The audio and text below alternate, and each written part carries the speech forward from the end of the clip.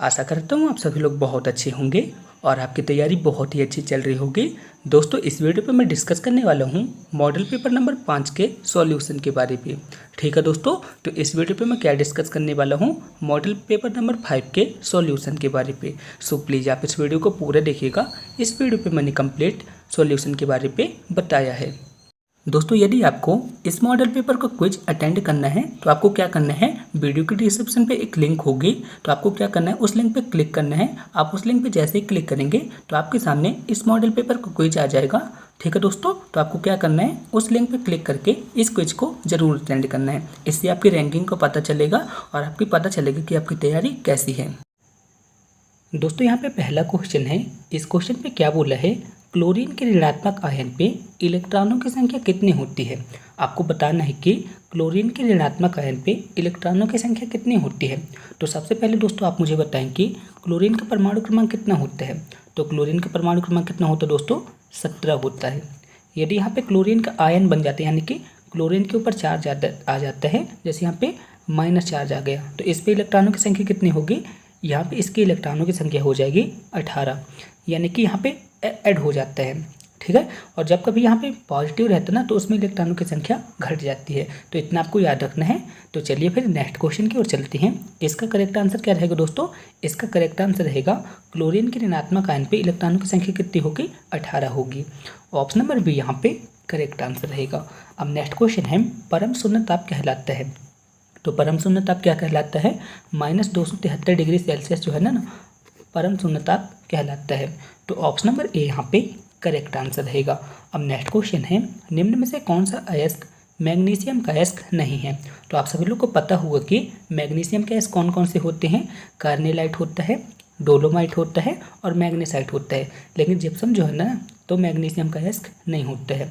तो option number D यहाँ पे करेक्ट आंसर रहेगा। होपफुली आप सभी लोग समझ गए होंगे। ऑप्शन नंबर डी यहाँ पे करेक्ट आंसर रहेगा, क्योंकि दोस्तों मैग्नीशियम का अयस्क जिप्सम नहीं है। अब दोस्तों नेक्स्ट क्वेश्चन है। इस क्वेश्चन पे आपको IUPAC नाम ज्ञात करना है। दोस्तों यहाँ पे एक चेन बनी हुई है, इस पे आपको IUPAC नाम ज्ञात करना है। तो यहाँ पे क्या लिखा है, यहाँ पे लिखा है Cl, यहाँ पे लिखा है CH3, यहाँ पे लिखा है CH2, यहाँ पे लिखा है CH2, यहाँ पे भी लिखा है CH2 और अंत पे क्या जुड़ा है, ब्रोमीन जुड़ा हुआ है। तो आपको बताना है कि इसका IUPAC नाम क्या होगा। तो दोस्तों जब भी इस टाइप का क्वेश्चन आता है ना तो आपको एक बात याद रखना पड़ेगा। आपको बताना है कि अल्फ़ाबेट पे पहले C आता है कि B आता है। तो आप सभी लोग को पता होगा कि अल्फ़ाबेट पे पहले B आता है। ऐसे केस में दोस्तों अपन कार्बन को क्रम कहाँ से देते हैं, जो कि अल्फ़ाबेट पे पहले आता है। तो आप यहाँ पे देख सकते हैं, यहाँ पे क्लोरीन लिखा जो कि C से शुरू हो रहा है और यहाँ पे ब्रोमीन लिखा जो कि B से शुरू हो रहा है। तो पहले कौन आएगा, ब्रोमीन आएगा। ऐसे केस पे जो अपन कार्बन की क्रम देंगे ना, यहाँ से शुरू करेंगे। तो यहाँ पे कितना आ जाएगा, एक कार्बन हो गए, ये दूसरा कार्बन हो गया, ये तीसरा कार्बन हो गया, ये चौथा कार्बन हो गया। यानी कि अपने को यहाँ से पता चल गया कि ये जो चेन है ना ब्यूटेन की चेन है। ठीक है ना, तो ये कौन सी चेन हो गई, यहाँ पे ब्यूटेन की चेन हो गई। लेकिन पहले पे क्या जुड़ा है, पहले पे जुड़ा है 1 ब्रोमो, अपन यहाँ पे क्या लिखेंगे 1 ब्रोमो। चौथे पे क्या जुड़ा है 4 क्लोरो और अंत पे क्या लिख देंगे, ब्यूटेन लिख देंगे। ठीक है ना, तो इतना आप सब लोग समझ गए ना। इसका IUPAC नाम क्या हो जाएगा, 1 ब्रोमो 4 क्लोरो ब्यूटेन। कौन से ऑप्शन पे दिया है, ऑप्शन नंबर 1 इसका करेक्ट आंसर रहेगा। ठीक है दोस्तों, आप सभी लोग समझ गए होंगे। फिर भी आपको किसी भी तरह का डाउट है ना तो आप मुझसे कमेंट बॉक्स में पूछ सकते हैं। अब नेक्स्ट क्वेश्चन है, प्रदूषण को व्यक्त करने की इकाई है। तो आपको बताना है कि जो प्रदूषण होता है ना, प्रदूषण को किस में व्यक्त करते हैं। तो प्रदूषण को किस में व्यक्त करते हैं, प्रदूषण को व्यक्त करते हैं पार्ट पर मिलियंस में अपन उसे व्यक्त करते हैं। किस में व्यक्त करते हैं, पार्ट पर मिलियंस में अपन उसे व्यक्त करते हैं। ठीक है ना, तो ऑप्शन नंबर ए यहाँ पे करेक्ट आंसर रहेगा। अब नेक्स्ट क्वेश्चन है, वह रेडियोधर्मी तत्व जिसका भारत में विशालतम भंडार पाया जाता है। तो आपको एक ऐसे रेडियोधर्मी तत्व को बताना है जो कि भारतवर्ष में पाया जाता है। तो आपको पता होगा कि भारत में थोरियम पाया जाता है। तो ऑप्शन नंबर बी यहाँ पे करेक्ट आंसर रहेगा। दोस्तों आप मुझे कमेंट बॉक्स में बताएंगे कि थोरियम भारत के किस स्टेट पे सर्वाधिक पाया जाता है। इसका आंसर आप मुझे कमेंट बॉक्स में बताएंगे। अब चलिए नेक्स्ट क्वेश्चन की ओर चलते हैं। नेक्स्ट क्वेश्चन है, हड्डियों और दांतों में मुख्य रूप से कौन सा रसायन प्रयुक्त होता है। आपको बताना है कि जो हड्डियां होती हैं और जो दांत होते हैं उसमें मुख्य रूप से किस रसायन का प्रयोग किया जाता है। तो किसका प्रयोग किया जाता है, कैल्शियम का प्रयोग किया जाता है। तो ऑप्शन नंबर डी यहाँ पे करेक्ट आंसर रहेगा। अब नेक्स्ट क्वेश्चन है, इस क्वेश्चन पे क्या बोला है, लिंथेनम की परमाणु संख्या होती है। आपको बताना है कि जो लिंथेनम होता है आवर्त सारणी पे उसका परमाणु क्रमांक क्या होता है। तो आप सभी लोग बताएं। तो लिंथेनम का परमाणु क्रमांक कितना होता है आप सभी लोग को बताना है, लेकिन उससे पहले आप सभी लोग को बताना है कि लिंथेनम का प्रतीक क्या होती है, यानी कि आपको इसको किससे दर्शाते हैं। तो किससे दर्शाते हैं, La से दर्शाते हैं। और इसका परमाणु क्रमांक कितना होता है, इसका परमाणु क्रमांक होता है 57, 57 इसका करेक्ट आंसर रहेगा। कौन से ऑप्शन पे लिखा है, ऑप्शन नंबर डी इसका करेक्ट आंसर रहा। अब नेक्स्ट क्वेश्चन है, आपको बताना है कि ब्लीचिंग पाउडर का रासायनिक नाम क्या होता है। आपको बताना है कि ब्लीचिंग पाउडर का रासायनिक नाम क्या होता है। तो सबसे पहले आप सब लोग मुझे बताएं कि ब्लीचिंग पाउडर का सूत्र क्या होता है। तो आप में से कई लोगों ने इसका आंसर सही दिया होगा। तो ब्लीचिंग पाउडर का सूत्र क्या होता है, CaOCl2 होता है। क्या होता है, CaOCl2 होता है, जिसे अपन क्या कहते हैं, कैल्शियम ऑक्सीक्लोराइड कहते हैं। तो ऑप्शन नंबर ए इसका करेक्ट आंसर रहेगा, यानी कि ब्लीचिंग पाउडर का रासायनिक नाम क्या होता है, कैल्शियम ऑक्सीक्लोराइड होता है। ऑप्शन नंबर ए इसका करेक्ट आंसर रहा। नेक्स्ट क्वेश्चन है, आपको बताना है कि फ्रैंकल डोज का सही उदाहरण है। आप सभी लोग को पता होगा कि फ्रैंकल डोज किस में पाया जाता है, सिल्वर क्लोराइड में पाया जाता है। तो ऑप्शन नंबर बी इसका करेक्ट आंसर रहेगा। दोस्तों यदि आपने 12th की केमिस्ट्री को नहीं पढ़ा है तो आप एक बार उसे पढ़ लीजिएगा, इस टॉपिक से वहाँ पे क्वेश्चन पूछे जाते हैं। तो ऑप्शन नंबर बी यहाँ पे इसका करेक्ट आंसर रहा। ठीक है, अब चलिए दोस्तों नेक्स्ट क्वेश्चन की ओर चलते हैं।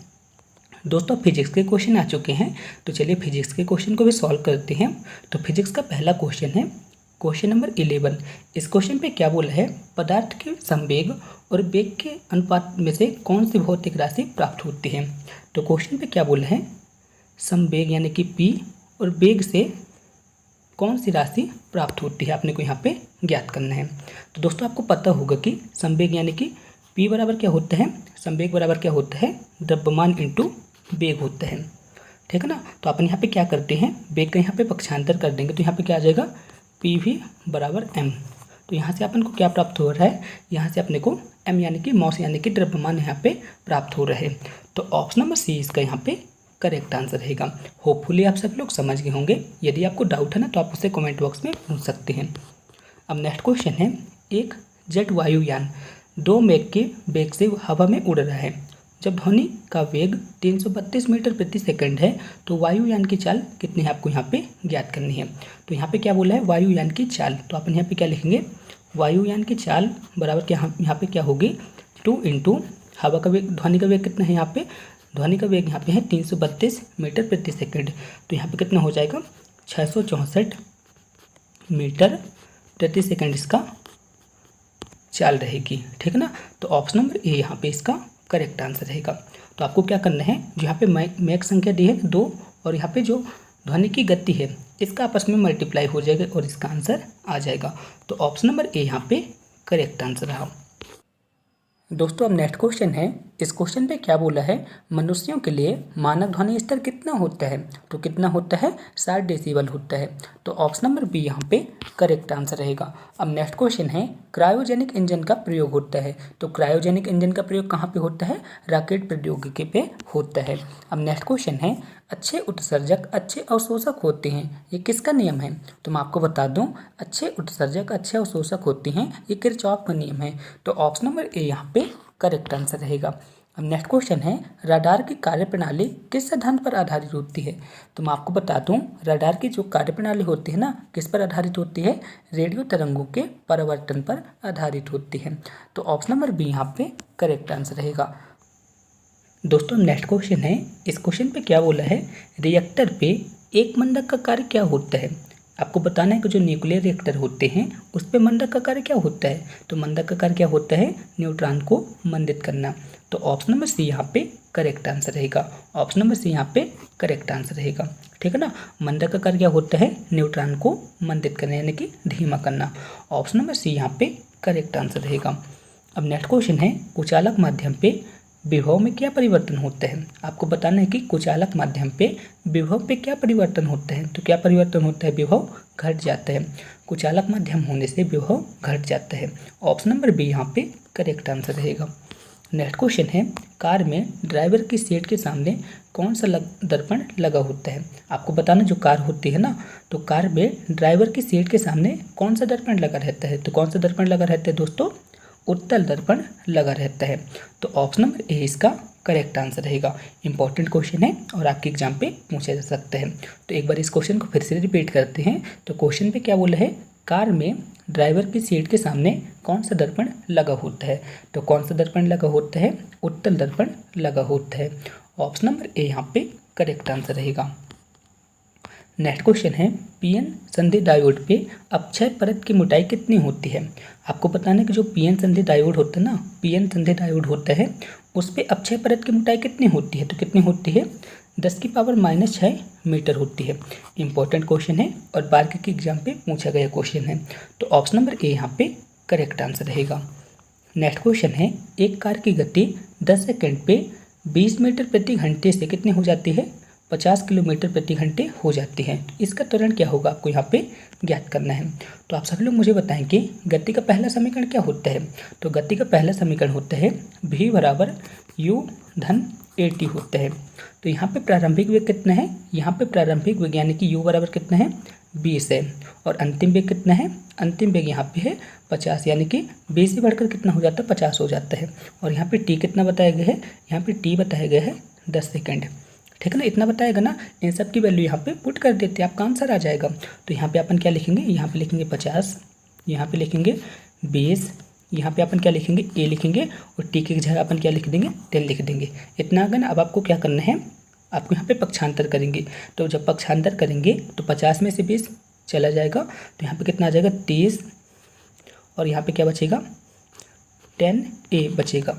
तो a की वैल्यू यहाँ पे से कितनी आ जाएगी, तो यहाँ से a की वैल्यू आ जाएगी 30/10, यानी कि a की वैल्यू यहाँ पे आ जाएगी 3 मीटर प्रति सेकेंड स्क्वायर।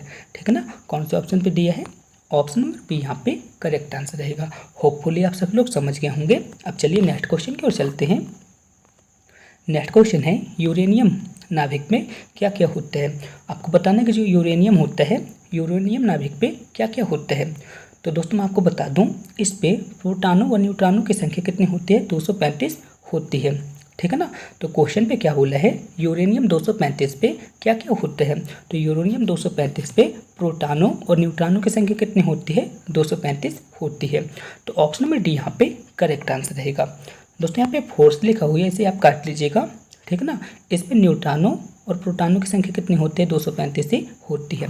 तो ऑप्शन नंबर डी यहाँ पे करेक्ट आंसर रहेगा। दोस्तों हम नेक्स्ट क्वेश्चन है, जो कि बहुत ज़्यादा इंपॉर्टेंट क्वेश्चन है। इस क्वेश्चन पे क्या बोला है, परमाणु में नाभिक में परिवर्तन होने के फलस्वरूप कौन सी किरणें निकलती हैं। तो कौन सी किरणें निकलती हैं दोस्तों, यहाँ पे गामा किरणें निकलती हैं। कौन सी किरणें निकलती हैं, गामा रेज यहाँ से निकलती हैं। तो ऑप्शन नंबर डी यहाँ पे करेक्ट आंसर रहेगा। एक बार मैं आपको फिर से बता देता हूँ, जब परमाणु के नाभिक में परिवर्तन होता है ना, तब वहाँ से गामा किरणें निकलती हैं। मोस्ट इंपॉर्टेंट क्वेश्चन है और आपके एग्जाम पे पूछा जा सकता है। अब नेक्स्ट क्वेश्चन है, विद्युत उत्पन्न करने के लिए कौन सी धातु का प्रयोग किया जाता है। तो विद्युत को उत्पन्न करने के लिए किस धातु का प्रयोग किया जाता है, यूरेनियम धातु का प्रयोग किया जाता है। आपने देखा होगा जो परमाणु रिएक्टर होते हैं ना, बिजली ही बनाते हैं, तो उसमें किसका उपयोग किया जाता है, यूरेनियम का यूज ही किया जाता है। अब नेक्स्ट क्वेश्चन है, कृत्रिम उपग्रह पे विद्युत ऊर्जा का स्रोत क्या होता है। जो कृत्रिम उपग्रह होते हैं, ठीक है ना, उस कृत्रिम उपग्रह पे विद्युत ऊर्जा का स्रोत क्या होता है। तो क्या होता है, सौर सेल होता है। तो ऑप्शन नंबर ए इसका यहाँ पे करेक्ट आंसर रहेगा। नेक्स्ट क्वेश्चन है, स्पष्ट प्रतिध्वनि सुनने के लिए परावर्तक तल व ध्वनि स्रोत के बीच न्यूनतम दूरी कितनी होनी चाहिए। तो क्वेश्चन पे क्या बोला है, स्पष्ट प्रतिध्वनि सुनने के लिए परावर्तक तल व ध्वनि स्रोत के बीच कितनी न्यूनतम दूरी होनी चाहिए। तो कितनी होनी चाहिए, 17 मीटर होनी चाहिए। ठीक है, इसे आप नोट कर लीजिएगा, इंपॉर्टेंट क्वेश्चन है। ऑप्शन नंबर सी यहाँ पे करेक्ट आंसर रहेगा। दोस्तों हम नेक्स्ट क्वेश्चन है, इस क्वेश्चन में क्या बोला है, मैक अंकों का प्रयोग किसके वेग के संबंध पे किया जाता है? तो मैंने आपको पहले ही बता दिया था, ध्वनि के वेग के संबंध पे मैक अंकों का प्रयोग किया जाता है। ठीक है ना, मैक अंकों का प्रयोग कहाँ पे किया जाता है? ध्वनि के संदर्भ पे किया जाता है, यानी कि ध्वनि के वेग को प्रकट करने के लिए मैक अंकों का प्रयोग किया जाता है। तो ऑप्शन नंबर ए यहाँ पे करेक्ट आंसर रहा। नेक्स्ट क्वेश्चन है, साबुन को जल पे घोलने पर उसके पृष्ठ तनाव पर क्या प्रभाव पड़ता है? यदि अपन साबुन को जल पे घोल लेते हैं तो उसके पृष्ठ तनाव पर क्या प्रभाव पड़ता है? तो उसका पृष्ठ तनाव घट जाता है। तो ऑप्शन नंबर बी यहाँ पे करेक्ट आंसर रहेगा। ठीक है ना। अब चलिए नेक्स्ट क्वेश्चन की ओर चलते हैं। नेक्स्ट क्वेश्चन है, 1 डेकालीटर कितना होता है? आपको बताना है कि 1 डेकालीटर में कितना होता है? तो कितना होता है? 10 लीटर होता है। ठीक है ना, इतना आपको याद रखना है। 1 डेकालीटर पे कितना लीटर होता है? तो कितना लीटर होता है? 10 लीटर होता है। ऑप्शन नंबर ए यहाँ पे करेक्ट आंसर रहेगा। दोस्तों अब नेक्स्ट क्वेश्चन है, इस क्वेश्चन पे क्या बोला है? 2 बिंदुओं के बीच विभवांतर कितना है? 2 बिंदुओं के बीच विभवांतर यहाँ पे कितना बताया गया है? 0.1 वोल्ट यहाँ पे बताया गया है। जैसे अपन क्या लिख सकते हैं? 1/10 यहाँ पे इसे लिख सकते हैं। और इसके बाद क्या बताया गया है? 1 × 10⁻⁻4 कूलाम आवेश को एक बिंदु से दूसरे बिंदु तक ले जाने के लिए कितना कार्य करना पड़ेगा अपने को यहाँ पे ज्ञात करना है। यानी कि यहाँ पे आवेश कितना बताया गया है? यहाँ पे आवेश यानी कि क्यू कितना बताया गया है? 1 × 10⁻⁻4 यहाँ पे बताया गया है। तो आपको यहाँ पे क्या करना है? आपको यहाँ पे कार्य को निकालना है। तो कार्य बराबर क्या होता है? यहाँ पे कार्य बराबर होता है Q × V होता है। क्या होता है? Q × V होता है। तो आपको क्या करना है दोस्तों? आपको यहाँ पे Q और V की वैल्यू को पुट कर देना है। तो यहाँ पे अपन लिखेंगे W बराबर, यहाँ पे Q की वैल्यू कितनी आई थी? 1 × 10⁻⁻4 और यहाँ पे V की वैल्यू कितनी आई थी? 1/10। यहाँ पे 0.1 लिखा है, इसलिए मैं यहाँ पे चेंज कर देता हूँ। यहाँ पे कितना आ जाएगा? 1/10 आ जाएगा। और अपन इसे क्या लिख सकते हैं? इसको अपन लिख सकते हैं 1 × 10⁻⁻4 और जब ये ऊपर जाएगा तो यहाँ पे क्या हो जाएगा? 10⁻⁻1। तो दोस्तों यहाँ पे कितना आ जाएगा? 1 × 10⁻⁵। ठीक है ना, ये इतना यहाँ पे कार्य कहला जाएगा। तो कौन से ऑप्शन पे दिया है? ऑप्शन नंबर बी इसका यहाँ पे करेक्ट आंसर रहेगा। यानी कि एक बिंदु से दूसरे बिंदु तक जाने के लिए उसको कितना कार्य करना पड़ेगा? 10⁻⁻5 जूल कार्य करना पड़ेगा। ऑप्शन नंबर बी यहाँ पे करेक्ट आंसर रहेगा। होपफुली आप सभी लोग समझ गए होंगे। फिर भी आपको किसी भी तरह का डाउट है ना, तो आप मुझसे कमेंट बॉक्स में पूछ सकते हैं। दोस्तों अब नेक्स्ट क्वेश्चन है, इस क्वेश्चन पे क्या बोला है? किसी धातु का परिवैद्युतांक कितना होता है? तो मैं आपको बता दूं, किसी धातु का परिवैद्युतांक होता है अनंत। ठीक है ना, तो ऑप्शन नंबर बी यहाँ पे करेक्ट आंसर रहेगा। नेक्स्ट क्वेश्चन है, निम्नलिखित में से किस तापमान पैमाने पर ऋणात्मक संख्या नहीं होती है? तो आपको बताना है एक ऐसा तापमान पैमाना जिस पर ऋणात्मक संख्या नहीं होती है। तो दोस्तों मैं आपको बता दूं, जो केल्विन पैमाना होता है ना, उसमें ऋणात्मक संख्या नहीं होती है। यानी कि केल्विन पैमाने पर ऋणात्मक संख्या नहीं होती है। ऑप्शन नंबर ए यहाँ पे करेक्ट आंसर रहेगा। दोस्तों अब मैथ के क्वेश्चन आ चुके हैं, तो चलिए मैथ के क्वेश्चन को भी सॉल्व करते हैं। तो यहाँ पे मैथ का पहला क्वेश्चन है जिस पे क्या बोला है? 0.03 का होल स्क्वायर माइनस 0.01 का होल स्क्वायर बटे 0.03 माइनस 0.01। ठीक है ना, तो यहाँ से आपको क्या दिखलाई दे रहा होगा? यदि अपन यहाँ पे ये लिख देते हैं, इसको अपन मान लेते हैं ए और इसको मान लेते हैं बी। ठीक है ना, तो यहाँ पे क्या होगा? a² माइनस b² और यहाँ पे कितना आ जाएगा? a minus b. तो जब अपन इसका प्रसार करेंगे तो यहाँ पे कितना आ जाएगा? a माइनस बी, यहाँ पे आ जाएगा a प्लस बी आ जाएगा और बटे पे क्या रहेगा? a माइनस बी तो रहेगा ही। तो a माइनस बी और a माइनस बी कट जाएगा, तो यहाँ पे क्या बचेगा? a प्लस बी सिर्फ बचेगा। तो यहाँ पे क्या बचेगा दोस्तों? a प्लस बी बचेगा। तो a की जगह अपन क्या लिखेंगे? a की जगह अपन लिखेंगे 0.03 और b की जगह अपन क्या लिखेंगे? 0.01। जब अपन इसको जोड़ देते हैं ना, तो यहाँ पे कितना आ जाता है? 0.04 आ जाता है। ठीक है ना, कौन से ऑप्शन पे लिखा है? ऑप्शन नंबर ए किसी यहाँ पे करेक्ट आंसर रहेगा। ठीक है ना, ऑप्शन नंबर ए यहाँ पे करेक्ट आंसर रहेगा। अब नेक्स्ट क्वेश्चन है, गौरी एक दुकान पर गई, ₹25 का सामान खरीदे। ठीक है ना, गौरी एक दुकान पर जाती है और 25 रुपये का सामान खरीदती है।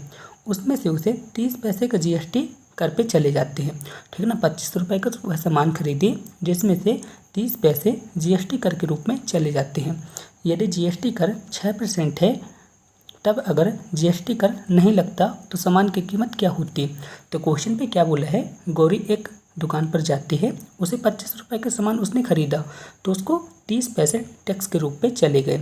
यदि जीएसटी कर 6% है, यदि जीएसटी कर नहीं लगता तो आपको बताना है कि सामान उसे कितने रुपए में मिलता, अपने को ज्ञात करना है। तो चलिए इस क्वेश्चन को सॉल्व करते हैं। तो दोस्तों अपन यहाँ पे लिखेंगे, सबसे पहले अपन निकाल लेते हैं कि जीएसटी कितने रुपए की लगी है। तो अपन यहाँ पे लिखेंगे x का 6%। अपन क्या यहाँ पे क्या लिखेंगे, x का 6% बराबर यहाँ पे कितने पैसे की जीएसटी लगी है, 30 पैसे की। तो 30 पैसे को अपन किस पे कन्वर्ट कर लेते हैं, रुपए पे कन्वर्ट कर लेते हैं। तो यहाँ पे रुपए पे ये कन्वर्ट हो गए। तो यहाँ पे कितना आ जाएगा, x का 6/100 यहाँ पे आ जाएगा और यहाँ पे कितना आ जाएगा, 30/100 आ जाएगा। तो 100 से 100 ये कट गए। तो यहाँ पे कितना आ जाएगा दोस्तों, यहाँ पे आ जाएगा x की वैल्यू आ जाएगी 5, यानी कि एक्चुअल पे वहाँ पे 5 रुपये का टैक्स लगा। लेकिन क्वेश्चन पे क्या बोल रहे हैं, यदि वहाँ पे जीएसटी कर नहीं लगता तो सामान कितने रुपए पे मिलता। तो अपने को क्या याद करना है, यदि वस्तु पर जीएसटी कर नहीं लगता तो सामान की कीमत क्या होती है। तो अपन यहाँ पे क्या करेंगे, अपन यहाँ पे करेंगे सामान कितने रुपए पे गौरी लेके आई है, 25 रुपये पे लेके आई है। तो अपन यहाँ पे करेंगे 25 माइनस अपन यहाँ पे क्या करेंगे, 5 रुपये तो एक्चुअल पे आया था, लेकिन यहाँ पे कितना टैक्स लगा है, यहाँ पे लगा है 0.30, यानी कि 30 पैसे का यहाँ पे टैक्स लगा हुआ है। तो अपन यहाँ पे क्या करेंगे, 25 माइनस यहाँ पे कितना आ जाएगा, 5 रुपये 30 पैसे यहाँ पे आ जाएगा ना। तो आप इसे घटा दीजिए, तो यहाँ पे कितना आ जाएगा, 19 रुपये 70 पैसे। तो दोस्तों यहाँ पे जीएसटी कर नहीं लगता ना, तो उसे कितने रुपए में वस्तु प्राप्त होती, 19 रुपये 70 पैसे की उसे वस्तु प्राप्त होती। तो ऑप्शन नंबर ए यहाँ पे करेक्ट आंसर रहेगा। यदि आपको किसी भी तरह का डाउट है तो आप मुझसे कमेंट बॉक्स में पूछ सकते हैं। अब दोस्तों नेक्स्ट क्वेश्चन है जो कि ट्रिग्नोमेट्री का क्वेश्चन है। तो चलिए इस क्वेश्चन को भी सॉल्व करते हैं। तो क्वेश्चन पे क्या बताए गए हैं, क्वेश्चन पे बताए गए हैं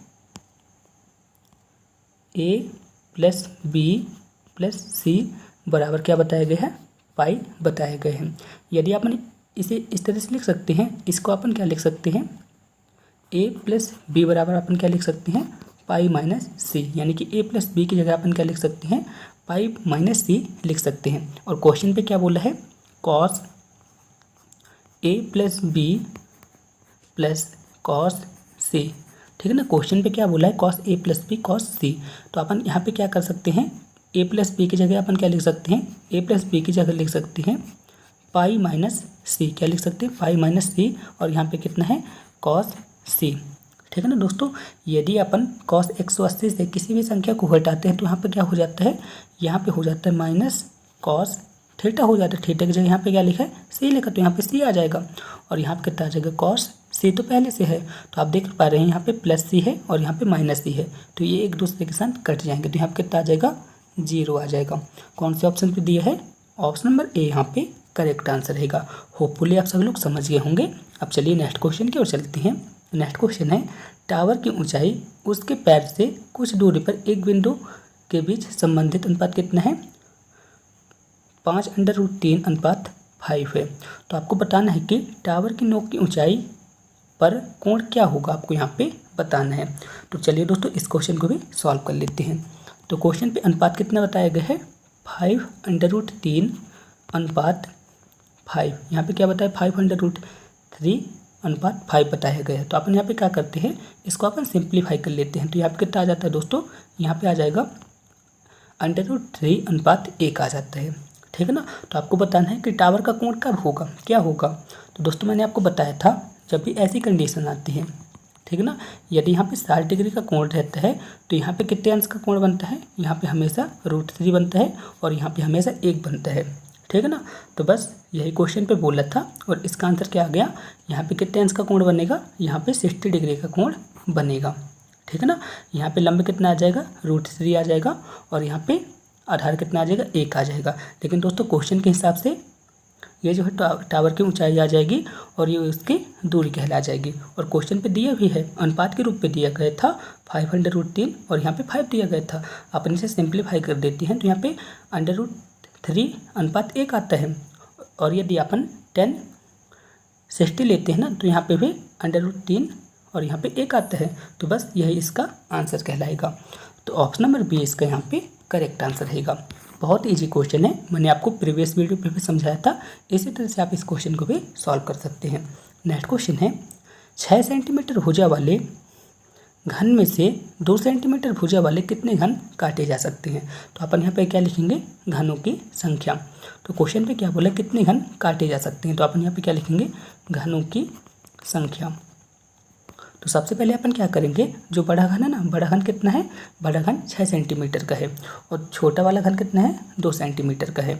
तो घन का अपन यहाँ पे क्या लिखेंगे, बड़े घन का आयतन, बड़े घन का अपन यहाँ पे क्या लिखेंगे, बड़े घन का आयतन, और यहाँ पे क्या लिखेंगे, छोटे घन का आयतन। ठीक है ना, अपन यहाँ पे क्या लिखेंगे, छोटे घन का आयतन। इस तरह से अपन लिख दिया ना। अब आपको क्या करना है, बड़े घन की एक भुजा कितनी है, 6 सेंटीमीटर की है, और छोटे घन की भुजा कितनी है, 2 सेंटीमीटर है। अब दोस्तों आप सभी लोग को बताना है कि घन का आयतन क्या होता है। तो घन का आयतन क्या होता है, एक क्यूब होता है। ठीक है ना, इतना होता है ना। तो अब अपन यहाँ पे क्या लिखेंगे, घनों की संख्या, घनों की संख्या। तो सबसे पहले अपन क्या करते हैं, यहाँ पे अपन बड़े घन का आयतन यहाँ पे निकाल लेते हैं। तो बड़े घन का आयतन कितना आ जाएगा, 6 की पावर 3 आ जाएगा, और छोटे घन का आयतन कितना आ जाएगा, 2 की पावर 3 आ जाएगा। तो बस आप इसे सिंप्लीफाई कर दीजिए, आपका आंसर आ जाएगा। तो यहाँ पे कितना आ जाएगा, 6 × 6 × 6, और यहाँ पे कितना आ जाएगा, 2 × 2 × 2 आ जाएगा। तो बस आप इसे सॉल्व कर दीजिए। यहाँ पे 3 3 3, तो यहाँ पे कितना आ जाएगा, 3 3 3 आ जाएगा, यानी कि यहाँ से टोटल 27 घन काटे जा सकते हैं। कौन से ऑप्शन पे दिया है, ऑप्शन नंबर ए यहाँ पे करेक्ट आंसर रहेगा। अब चलिए नेक्स्ट क्वेश्चन की ओर चलते हैं। नेक्स्ट क्वेश्चन है, वह छोटी से छोटी संख्या कौन सी है जिसे 4 6 8 12 से भाग दिए जाने पर प्रत्येक दशा पे 2 प्राप्त होता है। दोस्तों यहाँ पे छोटी से छोटी संख्या बोली है। जब भी छोटी से छोटी संख्या बोली जाए ना, तो वहाँ पे हमेशा क्या करते हैं, एलसीएम निकालते हैं। क्या करते हैं, एलसीएम को निकालते हैं। तो यदि अपन 4 6 8 12 का एलसीएम निकालेंगे तो कितना आएगा, तो कितना आ जाएगा दोस्तों, यहाँ पे इसका एलसीएम आ जाएगा 24 आ जाएगा। इनका एलसीएम कितना आ जाएगा, 24 आ जाएगा। लेकिन दोस्तों क्वेश्चन पे क्या बोला है, प्रत्येक दशा पे 2 शेष बचे।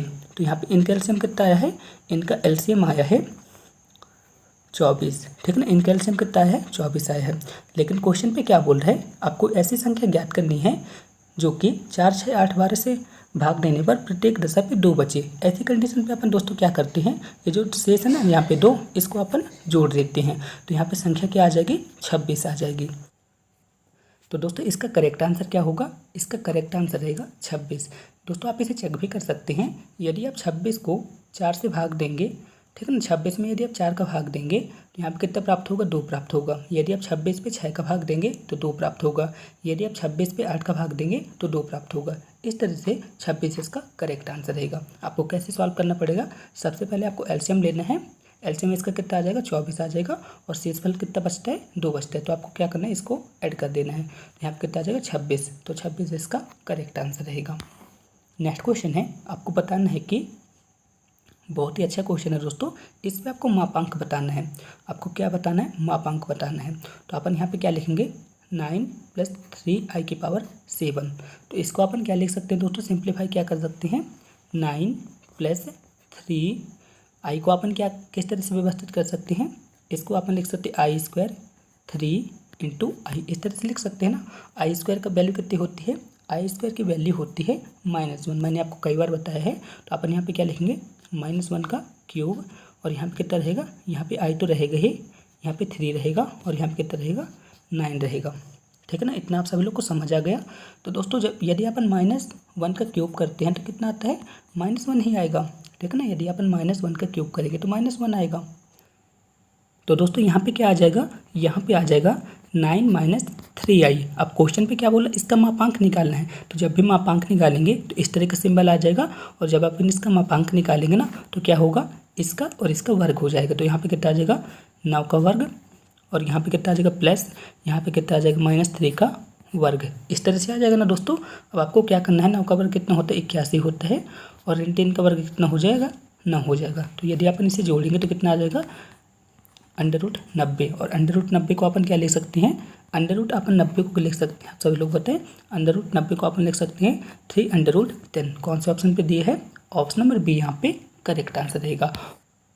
दोस्तों नेक्स्ट क्वेश्चन है, इस क्वेश्चन पे क्या बोला है, यदि किसी समांतर श्रेणी के पीवें, क्यूवें और आरवें पद, यहाँ पे आर लिखा है, यहाँ पे 7 नहीं है, यहाँ पे क्या बोला है, पीवें, क्यूवें और आरवें पद क्रमशः कितने हैं, ए बी सी हैं। तो आपको बताना है कि इसका मान क्या होगा। तो दोस्तों मैं आपको बता दूं, इसका आंसर रहेगा 0। और इसे आपको कैसे सॉल्व करना पड़ेगा, आप मेरे को टेलीग्राम या फिर व्हाट्सएप पे मैसेज कर दीजिएगा, मैं आपको वहाँ पे बता दूंगा। तो ऑप्शन नंबर ए इसका करेक्ट आंसर रहेगा। दोस्तों मैं यहाँ पे इसे सॉल्व तो कर देता, लेकिन काफ़ी बड़ा है तो आप यहाँ पे समझ भी नहीं पाएंगे। तो ऑप्शन नंबर ए यहाँ पे करेक्ट आंसर रहेगा। यदि आपसे सॉल्व करते आता है तो बहुत अच्छी बात है, यदि आपसे नहीं आता ना तो आपको क्या करना है, टेलीग्राम या फिर व्हाट्सएप पे आप मेरे को मैसेज कर दीजिएगा। अब दोस्तों नेक्स्ट क्वेश्चन है, इस क्वेश्चन पे क्या बोला है, एक सीरीज दी गई है, इस सीरीज पे क्या बोला है, 162 का अंत से तीसरा पद आपको ज्ञात करना है। यानी कि यहाँ पे अंतिम पद कितना बता दिया गया है, यहाँ पे अंतिम पद बता दिया गया 162। अब क्वेश्चन पे क्या बोला है, अंत से तीसरा पद आपको ज्ञात करना है। तो चलिए दोस्तों इस क्वेश्चन को भी सॉल्व करते हैं। तो दोस्तों आप सभी लोग बताएं कि ये जो सीरीज है ना, कौन सी सीरीज है। तो आप यहाँ पे देख पा रहे होंगे, यहाँ पे अपन क्या करते हैं, यहाँ पे अपन आर को चेक करते हैं। तो आर को चेक करने के लिए अपन क्या करेंगे, 2/9 पे किसका भाग देंगे, 2/9 पे अपन भाग देंगे 2/27 का, ठीक है ना। तो यहाँ पे कितना आ जाएगा दोस्तों, जब अपन इसे सॉल्व करेंगे तो 2 यहाँ पे कट जाएंगे, 27 ऊपर चला जाएगा, तो यहाँ पे कितना आ जाएगा, 3 आ जाएगा। यानी कि आर की वैल्यू यहाँ पे कितनी आ जाएगी, 3 आ जाएगी। इतना आप सभी लोग को समझ आ गया ना दोस्तों, सर्वानुपात अपन कैसे निकाले हैं, दूसरे पद पे पहले पद का भाग देके। तो यहाँ पे आर कितना आ गया, 3 आ गया। अब क्वेश्चन पे क्या बोला है, अंत से तीसरा पद अपने को ज्ञात करना है।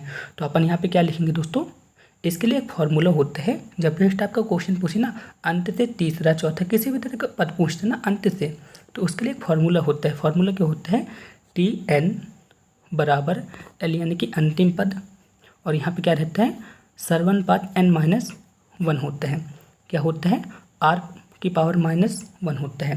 क्या होता है, r की पावर -1 होता है। इतना आप सभी लोग को समझ आ गए ना, तो इसे आप सभी लोग नोट कर लीजिए। तो आपको क्या करना है, इसी वैल्यू पे इन सभी वैल्यू को पुट कर देना है। यहाँ पे r की जगह क्या करेंगे, यहाँ पे r की जगह 3 करेंगे, और n की जगह अपन क्या करेंगे, n की जगह अपन यहाँ पे 3 करेंगे। इतना आप सभी लोग को समझ आ गया ना। अब अपन यहाँ पे लिखेंगे T3 बराबर L, और यहाँ पे कितना आ जाएगा, यहाँ पे आ जाएगा r की जगह अपन क्या लिखेंगे, 3 लिखेंगे, n की जगह अपन क्या लिखेंगे, 3 लिखेंगे, और यहाँ पे क्या करेंगे, -1, ठीक है ना। L बराबर कितना आया था, L बराबर 162 आया था। यदि अपन यहाँ पे कितना आ जाएगा दोस्तों, 3 की पावर 2 आ जाएगी। यदि अपन 3 में से 1 को घटाएंगे तो 2 आएगा, तो यहाँ पे कितना आ जाएगा, 3 की पावर 2। तो अपन यहाँ पे क्या लिखेंगे, अपन यहाँ पे लिखेंगे T3 बराबर, यहाँ पे कितना 162 है, और यहाँ पे कितना है, 9 है। यदि अपन 162 पे 9 का भाग देंगे तो कितना आ जाएगा, 18 आ जाएगा, ठीक है ना। तो ऑप्शन नंबर ए यहाँ पे करेक्ट आंसर रहेगा। होपफुली आप सभी लोग समझ गए होंगे। फिर भी आपको किसी भी तरह का डाउट है ना, तो आप मेरे से कमेंट बॉक्स में पूछ सकते हैं। दोस्तों अब नेक्स्ट क्वेश्चन है, इस क्वेश्चन पे क्या बोला है, उस रेखा की प्रवणता ज्ञात कीजिए जो प्रथम चतुर्थांश में y अक्ष के साथ 30 अंश का कोण बनाती है तथा मूल बिंदु से गुजरती है। बहुत ही शानदार दोस्तों क्वेश्चन है और समझने वाला क्वेश्चन है। तो चलिए दोस्तों इस क्वेश्चन को सॉल्व करते हैं। तो दोस्तों अपन सबसे पहले क्या करते हैं, चतुर्थांश बना देते हैं। इस तरह से हमने एक चतुर्थांश बना दिया, ठीक है ना। हमने चतुर्थांश बना दिया, ये x अक्ष हो गया, ये y अक्ष हो गया, ठीक है ना। इतना आप सब लोग को समझ आ गया ना। अब क्वेश्चन पे क्या बोल रहा है, एक रेखा है जो कि मूल बिंदु से होकर गुजरती है और y अक्ष के साथ 30 अंश का कोण बनाती है। तो हमने एक यहाँ से रेखा खींच दी जो कि मूल बिंदु से होकर गुजरती है। तो यहाँ पे ए भी एक रेखा है जो कि मूल बिंदु से होकर गुजरती है और y अक्ष के साथ कितने अंश का कोण बनाती है, 30 अंश का कोण यहाँ पे बनाती है। तो दोस्तों आप सब लोग मुझे बताएं, ये y अक्ष के साथ 30 अंश का कोण बनाती है तो x अक्ष के साथ कितने अंश का कोण बनाएगी। जब ए बी रेखा y अक्ष के साथ 30 अंश का कोण बनाती है तो ए बी रेखा x अक्ष के साथ कितने अंश का कोण बनाएगी। तो आप सभी लोग को यहाँ पे दिख रहा होगा कि ये कोण कितने अंश का होगा। यदि यहाँ पे सिंपल से इस तरह रहता तो यह कोण कितने अंश का होता, 90 अंश का होगा, ठीक है ना। यहाँ से यहाँ तक 90 अंश का कोण होता ना दोस्तों। यदि अपन इसको, यहाँ से एक रेखा गुजर रही है, ये 30 अंश की है, तो ये बाकी जो ये बच्चा वाला कोण है तो ये कितने अंश का होगा, 60 डिग्री का होगा। इतना तो आप सभी लोग को समझ आ गया ना। तो ये जो कोण होगा ना, ए बी रेखा x अक्ष के साथ कितने अंश का कोण बनाएगी, 60 अंश का कोण बनाएगी। बस आपको यही करना था और इसी साइड की वैल्यू को अपने को प्राप्त करना था। ठीक है, अब आप यहाँ पे क्या करते हैं, अपन को यहाँ पे क्या करना है, रेखा की प्रवणता ज्ञात करना है। और रेखा की प्रवणता का फॉर्मूला क्या होता है, रेखा की प्रवणता का फॉर्मूला होता है m tan थीटा। क्या होता है, m tan थीटा होता है। और थीटा की वैल्यू अभी हमने ज्ञात कर ली है। थीटा की वैल्यू कितनी आई है, थीटा की वैल्यू आई है 60 अंश। तो अपन क्या करते हैं, यहाँ पे थीटा की जगह 60 अंश रख देते हैं। तो यहाँ पे कितना आ गया, 10 60 अंश। तो m की वैल्यू कितनी आ जाएगी दोस्तों, तो यहाँ पे m की वैल्यू आ जाएगी √3। कौन से ऑप्शन पे दिया है, ऑप्शन नंबर ए यहाँ पे करेक्ट आंसर रहेगा। ठीक है दोस्तों, अब चलिए नेक्स्ट क्वेश्चन की ओर चलते हैं। दोस्तों अब नेक्स्ट क्वेश्चन है, इस क्वेश्चन पे क्या बोला है, यहाँ पे त्रिभुज के 3 शीर्ष दिए हुए हैं। तो आपको बताना है कि त्रिभुज का क्षेत्रफल क्या होगा। तो चलिए इस क्वेश्चन को फिर सॉल्व कर लेते हैं। तो दोस्तों जब भी इस टाइप का क्वेश्चन है ना, तो आपको एक फॉर्मूला याद रखना पड़ेगा, जिसकी मदद से आप इस टाइप के क्वेश्चन को सॉल्व कर लेंगे। और मैं आपको बता दूँ दोस्तों, DEE के जितने भी एग्जाम हुए ना, उस पर इस टाइप का क्वेश्चन हमेशा पूछा जाता है। तो चलिए इस टाइप के क्वेश्चन को भी सॉल्व कर लेते हैं। तो जब भी इस टाइप का क्वेश्चन आता है ना, तो आपको क्या करना है, सबसे पहले x1 y1 x2 y2 x3 y3 इनकी वैल्यू यहाँ पे कितनी बताई गई है, x1 y1 की वैल्यू यहाँ पे कितनी बताई गई है, x1 की बताई गई है 3, y1 की बताई गई है 0। ठीक है ना, यहाँ पे वही लिखा है, मैं यहाँ पे आपको समझाने के तौर पे यहाँ पे लिख रहा हूँ। यहाँ पे कितना लिखा है, 0 लिखा है, और यहाँ पे 4 लिखा है x2 y2 की वैल्यू। और यहाँ पे कितनी लिखी गई है, x3 की वैल्यू लिखी गई 8 और y3 की वैल्यू कितनी रखी गई है, 4 बताई गई है। इतना आप सभी लोग को समझ आ गए ना।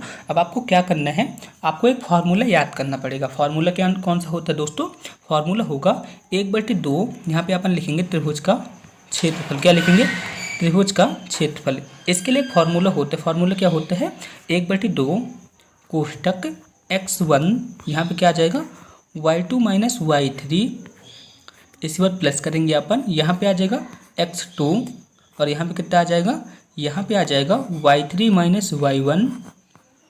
और इसके बाद दोस्तों यहाँ पे रहेगा, यहाँ पे क्या आ जाएगा, x3 y1 - y2। क्या होगा, x3 y1 - y2। आपको क्या करना है, मैंने अभी आपको x1 x2 y1 y3 इनकी वैल्यू बताया ना, इन सभी वैल्यू को यहाँ पे पुट कर देना है। जैसे ही आप यहाँ पे पुट करेंगे ना, तो आपका आंसर क्या आ जाएगा, आपका आंसर आ जाएगा ऑप्शन नंबर ए, यानी कि त्रिभुज का क्षेत्रफल कितना आ जाएगा, 6 इकाई आ जाएगा। आप इसे सॉल्व कर लेंगे, बहुत ईजी तरीके से आप इसे सॉल्व कर लेंगे। फिर भी आपको किसी भी तरह की प्रॉब्लम आती है तो आप मुझसे कमेंट बॉक्स में पूछ सकते हैं। अब चलिए नेक्स्ट क्वेश्चन की ओर चलते हैं। दोस्तों अब नेक्स्ट क्वेश्चन है, इस क्वेश्चन पे क्या बोला है, यदि कोई रेखा अल्फा बीटा गामा कोण बनाती है तो 1 + cos 2 alpha cos 2 beta cos 2 gamma का वैल्यू क्या होगी। तो चलिए दोस्तों इस टाइप के क्वेश्चन को सॉल्व करते हैं। तो दोस्तों जब भी इस टाइप का क्वेश्चन आता है ना, तो आपको एक बात याद रखना है, यदि क्वेश्चन पे पूछ लेता कि cos अल्फा यहाँ पे मैंने cos बीटा पहले लिख दिया, कोई बात नहीं, cos alpha + cos beta + cos gamma, तो इसकी वैल्यू कितनी होती है, हमेशा 1 होती है। ठीक है ना, ये एक तरह का सूत्र होता है, इसकी वैल्यू हमेशा कितनी होती है, 1 होती है। क्या होता है, cos alpha + cos beta + cos gamma, इसकी वैल्यू कितनी होती है, 1 होती है। बस आपको इतना याद रखना है। और दोस्तों आपको एक बात और याद रखना है, आपको बताना है कि cos 2 थीटा की वैल्यू कितनी होती है, cos 2 थीटा की वैल्यू होती है 2 cos स्क्वायर थीटा -1। क्या होती है, cos 2 स्क्वायर थीटा -1 होती है। बस आपको इसी फॉर्मूले का यूज यहाँ पे करना है और आपका आंसर यहाँ पे आ जाएगा। तो चलिए दोस्तों इस क्वेश्चन को सॉल्व करते हैं। तो यहाँ पे क्या लिखा है, यहाँ पे लिखा है 1 + cos 2 अल्फा, यहाँ पे क्या है cos 2 बीटा, और यहाँ पे क्या है cos 2 गामा। इतना है ना। अब आपको क्या करना है, मैंने आपको जो फार्मूला बताया था cos 2 थीटा वाला, उसी फार्मूले का यहाँ पे यूज कर देना है। तो यहाँ पे 1 तो इसी तरह आ जाएगा, 1 प्लस यहाँ पे कितना आ जाएगा 2 cos स्क्वायर अल्फा -1। ठीक है ना, मैंने इस सूत्र का प्रसार कर दिया। अब आपको क्या करना है, यहाँ पे प्लस लिख देना है, और यहाँ पे कितना आ जाएगा 2 cos स्क्वायर बीटा -1, और यहाँ पे कितना आ जाएगा प्लस, यहाँ पे मैंने फिर से लिख दिया, यहाँ पे आ जाएगा 2 cos स्क्वायर गामा -1। इतना आप सभी लोग समझ गए ना। अब आप यहाँ पे देख पा रहे होंगे, यहाँ पे जो 1 लिखा है ना, इस 1 से ये वाला 1 कट जाएगा, तो यहाँ पे क्या बचेगा, अब यहाँ पे बचेगा 2 cos स्क्वायर अल्फ़ा, यहाँ पे ये बचा ना 2 cos square alpha plus 2 cos square beta -1, और यहाँ पे क्या बचा 2 cos स्क्वायर गामा -1, ये बचा है। अब आपको क्या करना है, यहाँ से -1 और ये -1 ये दोनों आपस में जुड़ जाएंगे, तो यहाँ पे कितना आ जाएगा -2।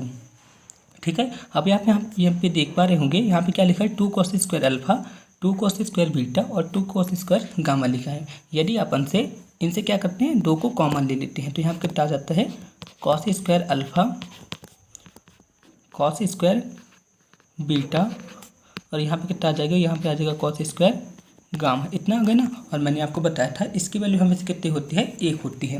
तो यहाँ पे कितना आ जाएगा दोस्तों, अब यहाँ पे आ जाएगा 2 × 1 - 2, तो यहाँ पे कितना आ जाएगा 2 - 2 यानी कि 0, इसका यहाँ पे करेक्ट आंसर रहेगा।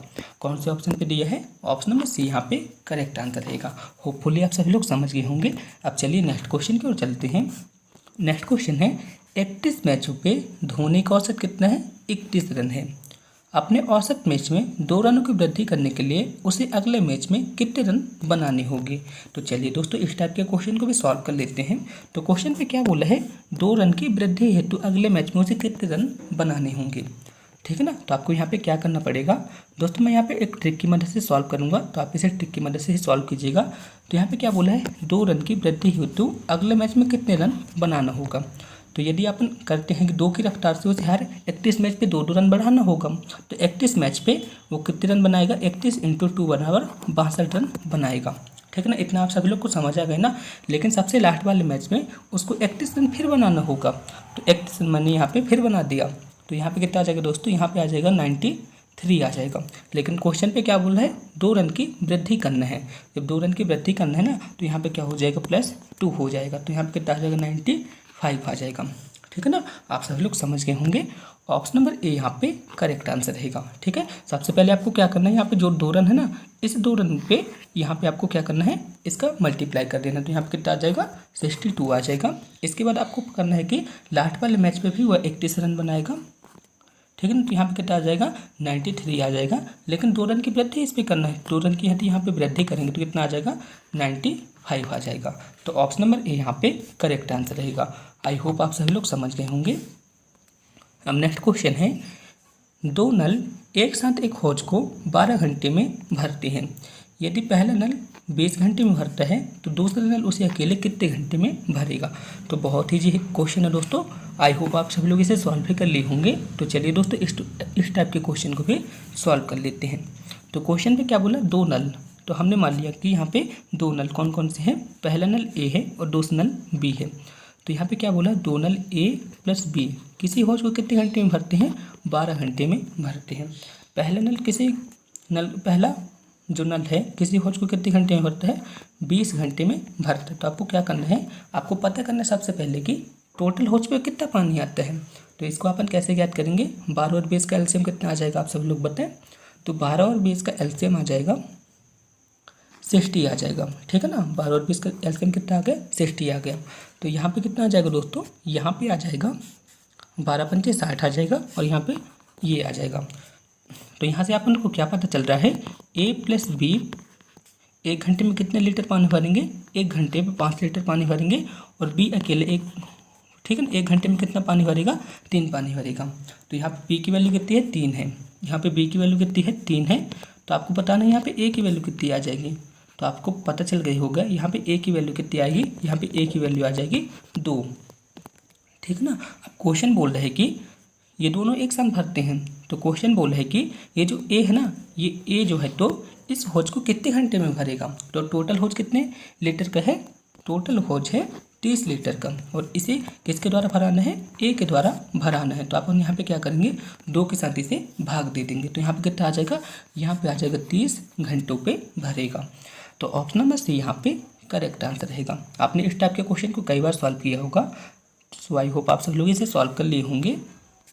अब नेक्स्ट क्वेश्चन है, 110 मीटर लंबी एक रेलगाड़ी, ठीक है ना, 110 मीटर लंबी एक रेलगाड़ी 60 किलोमीटर प्रति घंटे की चाल से चल रही है। 240 मीटर लंबे प्लेटफॉर्म को पार करने के लिए कितना समय लगेगा, आपको यहाँ पे ज्ञात करना है। तो चलिए दोस्तों इस टाइप के क्वेश्चन को भी सॉल्व करते हैं। तो दोस्तों ये आपको क्या करना पड़ेगा, सबसे पहले यहाँ पे प्लेटफॉर्म की लंबाई कितनी है, प्लेटफॉर्म की लंबाई यहाँ पे 240 है और रेलगाड़ी की लंबाई कितनी है 110 है। तो यदि अपन इसे जोड़ेंगे तो यहाँ पे कितना आ जाएगा, यहाँ पे आ जाएगा 350 आ जाएगा। इतना आ गया ना। अब क्वेश्चन पे क्या बोल रहे हैं, समय ज्ञात करना। तो समय बराबर क्या होता है, समय बराबर होता है दूरी बटे चाल, यही होता ना। समय बराबर क्या होता है, समय बराबर होता है, यहाँ पे अपन लिखेंगे दूरी बटे चाल। तो दूरी यहाँ पे क्या रहेगी, जो ट्रेन और प्लेटफॉर्म की लंबाई है ना वही यहाँ पे दूरी का काम करेगी। तो यहाँ पे दूरी कितनी आ जाएगी 350 आ जाएगी और चाल यहाँ पे कितनी बताई गई है 60 किलोमीटर प्रति घंटा। लेकिन दोस्तों आप ऑप्शन पे देख सकते हैं, ऑप्शन पे सभी ऑप्शन जो है ना किलोमीटर प्रति घंटे पे ना होके किस पे हैं, सेकंड पे हैं। तो अपन यहाँ पे क्या करेंगे, इसको किस पे कन्वर्ट कर लेंगे, इसको अपन कन्वर्ट कर लेंगे, जो 60 किलोमीटर प्रति घंटे ना इसको अपन कन्वर्ट कर देंगे मीटर प्रति सेकंड पे। तो इसके लिए अपन को क्या करना पड़ेगा, 5/18 का मल्टीप्लाई करना पड़ेगा। ठीक ना, अपन 60 पे 5/18 का मल्टीप्लाई कर देंगे तो ये मीटर प्रति सेकंड पे परिवर्तित हो जाएगा। तो यहाँ पे कितना आ जाएगा दोस्तों, यहाँ पे आ जाएगा 350 × 18, ये ऊपर चला जाएगा। तो यहाँ पे कितना आ जाएगा 60 × 5। तो बस आप इसे सॉल्व कर दीजिए, आपका आंसर यहाँ पे आ जाएगा। तो अपन यहाँ पे सॉल्व करते हैं, 1 0 ये कट गया, 6 एकम 6, 6 3 18 आ जाएगा, 5 एकम 5 और 5 7 35। तो यहाँ पे कितना आ रहा है, यहाँ पे 21 सेकंड यहाँ पे करेक्ट आंसर रहेगा। यानी कि समय कितना आ जाएगा, समय आ जाएगा 21 सेकंड। ठीक है ना, आप सभी लोग समझ गए होंगे, ऑप्शन नंबर ए यहाँ पे करेक्ट आंसर रहेगा। अब नेक्स्ट क्वेश्चन है, एक यात्री एक निश्चित दूरी का आधा 6 किलोमीटर प्रति घंटा और शेष आधा भाग 5 किलोमीटर प्रति घंटे की चाल से चलता है। इस तरह से उसे दूरी तय करने में 11 घंटे का समय लगता है, तो दूरी ज्ञात कीजिए। तो चलिए दोस्तों इस टाइप के क्वेश्चन को भी सॉल्व करते हैं। जैसे दोस्तों यहाँ पे एक निश्चित दूरी है, ठीक ना, ये एक निश्चित दूरी है, ये भी एक निश्चित दूरी है। तो क्वेश्चन पे क्या बोल है, एक यात्री है, इस निश्चित दूरी का आधा कितने किलोमीटर की रफ्तार से पूरा करता है, 6 किलोमीटर प्रति घंटे की रफ्तार से पूरा करता है। और इस निश्चित दूरी का आधा कितना करता है, 5 किलोमीटर प्रति घंटे की रफ्तार से पूरा करता है। तो आपको बताना है कि ये पूरी दूरी तय करने में कितना समय लेगा, यानी कि यहाँ से लेके यहाँ तक इस दूरी को तय करने में कितना समय लेगा। तो कितना समय लेगा आप सभी लोग मुझे बताइएगा। तो दोस्तों आप सभी लोग बताएं, यहाँ पे जैसे कि ए से यहाँ तक गया, यहाँ पे मैं सीमा लेता हूँ, ए से सी तक उसने कितनी दूरी तय की, ए से सी तक उसने एक्स दूरी तय की। और सी से बी तक उसने कितनी दूरी तय की, सी से बी तक उसने एक्स दूरी तय की। तो यहाँ पे ए और बी की टोटल लंबाई कितनी आ जाएगी, ए और बी की टोटल लंबाई आ जाएगी 2x। ठीक है ना, इतना आप सभी लोग समझ गए ना, ए और बी की टोटल लंबाई कितनी आ जाएगी, 2x आ जाएगी। ठीक है, लेकिन दोस्तों आप क्वेश्चन पे देखेंगे तो क्वेश्चन पे क्या बोला है, पूरी दूरी को तय करने पे कितना समय लगता है, 11 घंटे का समय लगता है, यानी कि यहाँ पे समय लिखा है। तो अपन यहाँ पे क्या करेंगे, समय के अनुसार हल करेंगे। जैसे x दूरी है ना, x दूरी को पूरा करने में कितना समय लगता है, 6 घंटे का समय लगता है। इसके बाद आधी नेक्स्ट दूरी को तय करने में कितना समय लगता है, 5 घंटे का समय लगता है। और इस पूरी दूरी को तय करने में कितना समय लगता है, 11 घंटे का समय लगता है। तो आपको क्या करना है, 6 और 5 का एलसीएम लेना है। तो कितना आ जाएगा, यहाँ पे 30 आ जाएगा, यहाँ पे कितना आ जाएगा 5x आ जाएगा, यहाँ पे आ जाएगा 6x आ जाएगा। ठीक है ना, मैंने यहाँ पे सिर्फ एलसीएम लिया है। तो यहाँ पे कितना आ जाएगा 11 आ जाएगा। ठीक है ना, तो यहाँ पे कितना आ जाएगा दोस्तों, यहाँ पे आ जाएगा 11x बटे 30 बराबर 11। तो 11 से 11 ये कट गए, तो x की वैल्यू कितनी आ गई दोस्तों, यहाँ पे x की वैल्यू आ गई 30। ठीक है ना, यहाँ से x की वैल्यू कितनी आ जाएगी, 30 आ जाएगी। इतना आप सभी लोग को समझ आ गए ना। अब क्वेश्चन पे मैंने बताया था आपको, जब ये आपको समझा रहा था, तो ए बी यानी कि यहाँ से यहाँ तक की टोटल लंबाई कितनी बताया था मैंने आपको, यहाँ से यहाँ तक की टोटल लंबाई मैंने आपको बताया था 2x, यानी कि ए बी की टोटल लंबाई कितनी बताई थी, 2x बताई थी। यानी कि जो इसकी लंबाई है ना वही इसकी दूरी काम करेगी। तो यहाँ पे x की वैल्यू कितनी आई है, यहाँ से x की वैल्यू आई है 30। तो ए और बी के बीच की दूरी कितनी कहला जाएगी, 60 किलोमीटर यहाँ पे करेक्ट आंसर रहेगा। ठीक है ना, इस तरह से दोस्तों इस टाइप के क्वेश्चन को आपको सॉल्व करना पड़ेगा। ऑप्शन नंबर ए यहाँ पे करेक्ट आंसर रहेगा। अब नेक्स्ट क्वेश्चन है, एक दीवार घड़ी 9 बजे टन करने में 9 सेकंड का समय लगता है। ठीक है ना, क्वेश्चन पे क्या बोला है, एक दीवार घड़ी को 9 बजे टन करने में 9 सेकंड का समय लगता है। तो आपको बताना है कि इस घड़ी को 11 बजने पर टन टन करने में कितना समय लगेगा। तो बहुत ही कॉमन सेंस वाला क्वेश्चन है और इसका आंसर क्या रहेगा दोस्तों, डी, यानी कि 11 सेकंड का समय लगेगा। 9 बजे 9 सेकंड में टन टन करती है तो 11 बजे 11 सेकंड तक टन टन वहाँ पे करेगी। तो ऑप्शन नंबर डी यहाँ पे करेक्ट आंसर रहेगा। अब नेक्स्ट क्वेश्चन है, ए किसी काम को पूरा करने पे बी से दोगुना समय लेता है और सी से 3 गुना समय लेता है। तो सबसे पहले अपन इसी लाइन को सॉल्व करते हैं, ठीक है ना। क्वेश्चन पे क्या बोला है, ए किसी काम को पूरा करने पे बी से दोगुना समय लेता है और सी से 3 गुना समय लेता है, ठीक है। तो यदि अपन यहाँ पे मान लेते हैं बी से कितना समय ले रहा है, यहाँ पे बी से 2 गुना समय लेता है और सी से 3 गुना समय लेता है। तो यदि अपन मान लेते हैं कि ए कितना काम करता है, 6 काम करता है, जो कि बी से कितना गुना है, 2 गुना है, और सी से कितना है, 3 गुना है, ये ठीक है ना। अपन क्या करते हैं, अब आप यहाँ पे देख सकते हैं यहाँ पे पूरी तरह से क्वेश्चन फिट बैठ रहा है, यानी कि ए जो है तो सी से 3 गुना है और बी से 2 गुना है। ये जो है तो यहाँ पे क्या बताया है, यहाँ पे सिर्फ टाइम बताया है और अपने को क्या निकालना है, यहाँ से अपने को यहाँ से इफिशियंसी निकालना है। इफिशियंसी निकालना है ना दोस्तों अपने को यहाँ से। तो अपन यहाँ पे क्या करेंगे, आप यहाँ पे देख सकते हैं यहाँ पे टाइम दिया है और यहाँ पे इफिशियंसी अपने को ज्ञात करना है।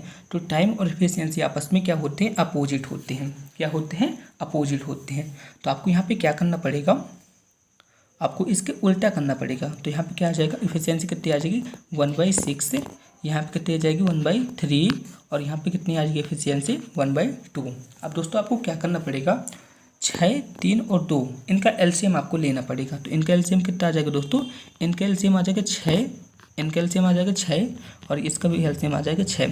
और ये जो 6 एलसीएम है ना, इनको तीनों के साथ मल्टीप्लाई कर देंगे तो ये आपस में बराबर हो जाएंगे। तो दोस्तों यहाँ से इफिशियंसी का रेशियो क्या आ जाएगा, तो यहाँ से इफिशियंसी का रेशियो आ जाएगा 1/2/3, ठीक है ना। यहाँ से इफिशियंसी का रेशियो क्या आ जाएगा, 1/2/3, ठीक है ना। इसके बाद क्वेश्चन पे क्या बोला है, वे एक साथ एक दिन पे काम को पूरा करती हैं। तो आपको बताना है कि ए अकेला इस काम को कितने दिन पे पूरा करेगा। तो यहाँ से आपको इफिशियंसी मिल गई है कि ए प्लस बी प्लस सी किसी काम को कितने दिन में पूरा करते हैं, एक दिन पे पूरा करते हैं। तो एक दिन पे कितना काम करेंगे, 6 काम करेंगे, ठीक है ना। स्वाभाविक सी बात है, आप यहाँ पे चेक ही कर सकते हैं। एक दिन पे ए 1 काम करता है, बी 2 काम करता है और सी 3 काम करता है। तो ये तीनों मिलकर एक दिन पे कितना काम करेंगे, 6 काम करेंगे। तो आपको बताना है कि ये जो 6 टोटल काम आया है ना, ये जो 6 टोटल काम आया है, इस 6 काम को ए अकेला कितने दिन में पूरा करेगा, ए अकेला कितने दिन में पूरा करेगा। तो ए एक दिन पे कितना काम करता है, 1 काम करता है। तो ये 6 काम को कितने दिन में पूरा करेगा, 6 दिन पे करेगा, ठीक है ना। तो कौन से ऑप्शन पे 6 दिया है, ऑप्शन नंबर बी यहाँ पे करेक्ट आंसर रहेगा। होपफुली आप सभी लोग समझ गए होंगे। फिर भी आपको किसी भी तरह का डाउट है तो आप मुझसे कमेंट बॉक्स में पूछ सकते हैं। दोस्तों यदि आपको इस मॉडल पेपर का क्विज अटेंड करना है तो आपको क्या करना है, वीडियो के डिस्क्रिप्शन पे एक लिंक होगी, तो आपको क्या करना है, उस लिंक पे क्लिक करना है। आप उस लिंक पे जैसे ही क्लिक करेंगे तो आपके सामने इस मॉडल पेपर का क्विज आ जाएगा, ठीक है दोस्तों। तो आपको क्या करना है, उस लिंक पे क्लिक करके इस क्विज को जरूर अटेंड करना है। इससे आपकी रैंकिंग को पता चलेगा और आपको पता चलेगा कि आपकी तैयारी कैसी है।